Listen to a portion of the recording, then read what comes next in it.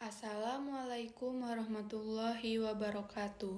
Perkenalkan, nama saya Putri Amanda dengan NPM 2412011093 dengan dosen pengampu Ibu Aprilianti SHMH. Nah, di kesempatan kali ini saya akan mempresentasikan materi tentang perjanjian kawin yang merupakan bagian dari bab 6 mata kuliah Hukum Perdata. Nah, jadi teman-teman, perjanjian kawin itu intinya adalah kesepakatan antara calon suami dan istri yang dibuat sebelum atau saat mereka menikah. Tujuannya biar urusan harta kekayaan mereka jelas, tidak ada campur aduk, dan ada dasar hukumnya. Dasar hukumnya sendiri yaitu ada di pasal 29 Undang-Undang Nomor 1 Tahun 1974 dan juga di KUH Perdata pada pasal 139 sampai dengan 154. Selanjutnya ada waktu dan bentuk perjanjian kawin. Nah, yang pertama itu ada waktu pembuatan. Waktu pembuatan itu ada sebelum atau pada saat perkawinan dilangsungkan. Selanjutnya itu ada bentuk. Bentuknya ada dua macam. Yang pertama itu ada akta notaris, wajib dibuat secara notarial untuk menjamin keabsahan dan kekuatan dalam hukum. Yang kedua itu ada dalam hukum Islam berdasarkan Inpres nomor 1 tahun 1991 yaitu ta'liq atau talak, perjanjian tertulis lain yang tidak bertentangan dengan hukum Islam dan disahkan oleh pegawai pencatat nikah. Nah, selanjutnya kita akan masuk ke tujuan perjanjian kawin. Apa sih tujuan perjanjian kawin itu? Yang pertama itu menjamin keabsahan perkawinan. Yang kedua itu mencegah perbuatan tergesa-gesa karena dampak perkawinan bersifat seumur hidup. Yang ketiga itu ada menjamin kepastian hukum. Dan yang keempat itu sebagai alat bukti yang sah. Yang kelima itu mencegah penyelundupan hukum.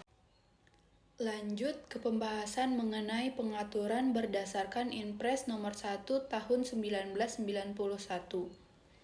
Perjanjian kawin juga diatur dalam pasal 45 sampai dengan pasal 51 Inpres nomor 1 tahun 1991.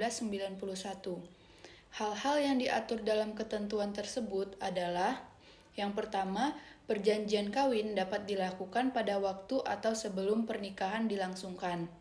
Yang kedua, bentuk perjanjian kawin adalah bentuk ta'liq, talak, dan perjanjian lain yang tidak bertentangan dengan hukum Islam. Biasanya, bentuk perjanjian lain ini adalah tertulis dan disahkan oleh pegawai pencatat nikah mengenai kedudukan harta dalam perkawinan. Yang ketiga, itu isi perjanjian kawin meliputi percampuran harta pribadi yang meliputi semua harta, baik yang dibawa masing-masing pihak dalam perkawinan maupun yang diperoleh masing-masing selama perkawinan. Pemisahan harta pencarian. Dengan adanya pemisahan ini tidak boleh menghilangkan kewajiban suami untuk memenuhi kebutuhan rumah tangga.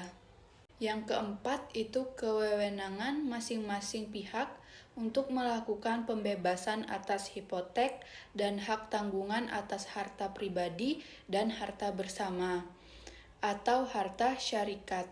Selanjutnya, kekuatan dan mulai berlakunya.